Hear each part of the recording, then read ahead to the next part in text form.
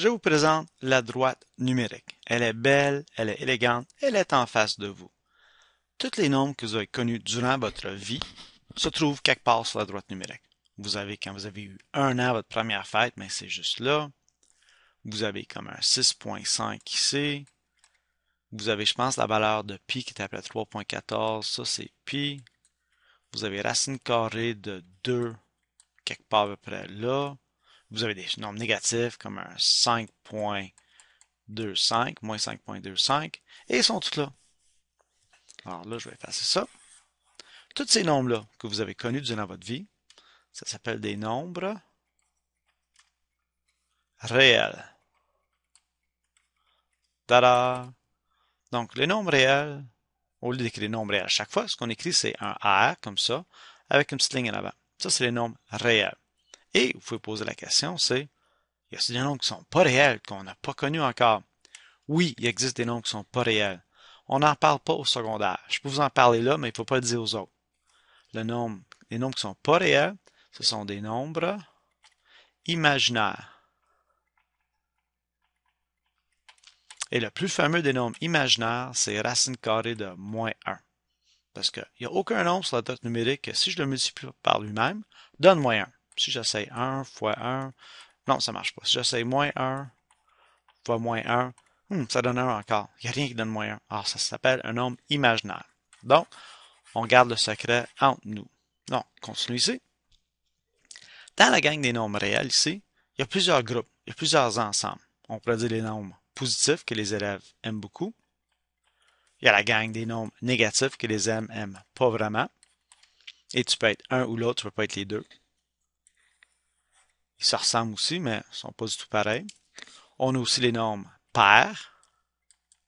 Les nombres pairs sont comme 2, 4, 0, -2, -4, ainsi de suite. Et ce qui est drôle, c'est que 2, c'est un nombre pair. Mais si j'ai 2,000000001, qui est quasiment proche de 2, c'est comme son frère jumeau, mais c'est pas un nombre pair. Pauvre lui. Tout bad. Alors ça, c'est les nombres pairs. Et on a aussi les nombres impairs. Donc, il y a d'autres, je vais vous présenter d'autres groupes ou d'autres ensembles parmi la droite numérique qui existent. Alors, dans les nombres réels, on a deux groupes. Et tu peux être dans l'un ou l'autre, mais tu ne peux pas être dans les deux. On les sépare. On appelle ça des nombres irrationnels. Je pense qu'il y a deux N là-dedans, mais je ne suis pas sûr. Et on a les nombres, vous l'avez deviné, rationnels. Les nombres irrationnels, mais ça, vous en connaissez deux. Il y a pi et il y a racine carrée de 2. Ou bien la racine carrée de tous les nombres qui ne sont pas des carrés. Et ce qu'ils ont en commun, ces chiffres-là, c'est que ce ne sont pas des nombres décimaux périodiques. Alors, pi, c'est 3,141,5. Ça continue à l'infini. Il n'y a jamais aucune période. Même chose avec racine carrée de 2, c'est 1, je pense, 1, 4 ou 4, 1, je me souviens quelque chose. Ça continue à l'infini. Il n'y a aucune période. Les nombres rationnels, oui, ce sont des nombres décimaux périodiques. Là, vous allez dire, ben, 3, c'est pas un nombre périodique. Oui, c'est un nombre périodique parce que le 0, c'est la période.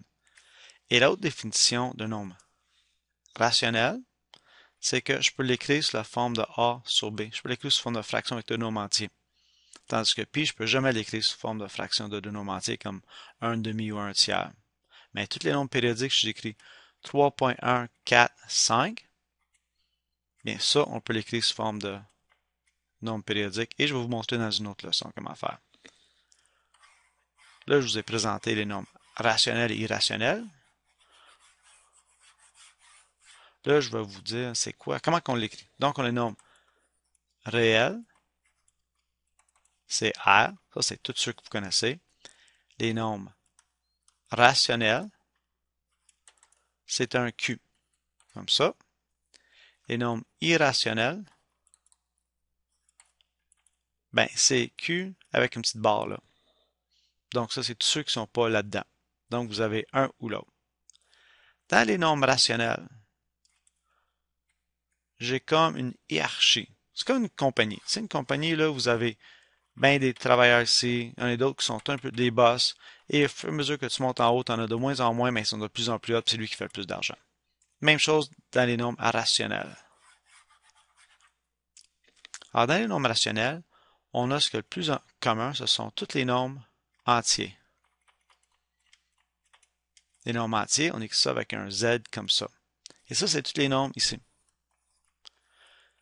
Eux autres se sentent pas mal plus hauts parce qu'ils ont une ligne verticale à côté de leur numéro. C'est rare que vous allez voir 1.5 avec une ligne verticale, mais 1, il y en a un, 2, tous ces nombres-là, ils ont une ligne verticale, puis vous dites, haha, nous autres, on est meilleurs que tous ceux qui sont entre le 6 et 7, puis qui n'ont pas de ligne verticale. Alors ça s'appelle des nombres entiers. Donc, on pourrait écrire quelque chose comme ça, moins 2, moins 1, 0, 1, 2, à l'infini. Alors ça, eux autres se sentent supérieurs aux nombres qui sont entre les deux.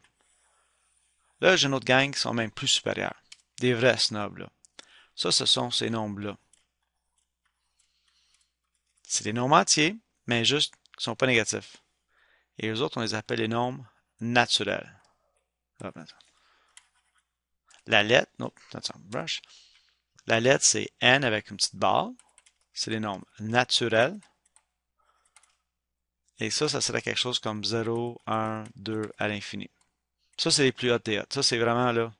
Si tu es un nombre naturel, tu l'as. You got it made. Tu l'as l'affaire.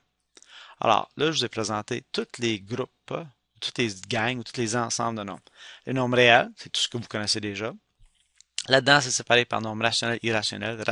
Irrationnel, vous avez pi, toutes les racines carrées qui ne sont pas des nombres, qui ne sont pas des carrés. Comme racine carrée de 25, c'est un nombre rationnel, puis ça donne 5. Mais c'est racine carrée de 24, racine carrée de 26, racine carrée de 3, tout irrationnel. Dans les nombres rationnels, on peut les écrire sous la forme de A sur B ou périodique. Et dans les nombres rationnels qui sont partout toutes là, vous avez les nombres entiers, négatifs et positifs. Et après ça, les nombres naturels qui sont juste ceux qui sont positifs. Et là, on peut vous poser des questions là-dessus. Il y a une autre petite affaire que je peux indiquer ici. Si j'ajoute une petite étoile ici, à côté d'une lettre, ça veut dire qu'on ne comprend pas le zéro. On ignore le zéro. Donc, si j'ajoute une étoile ici, ce que je peux faire, c'est enlever le zéro.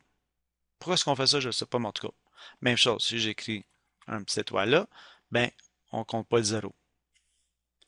Si j'ajoute des lettres en bas ici, ben, un plus ou un moins, disons, j'écris un moins là.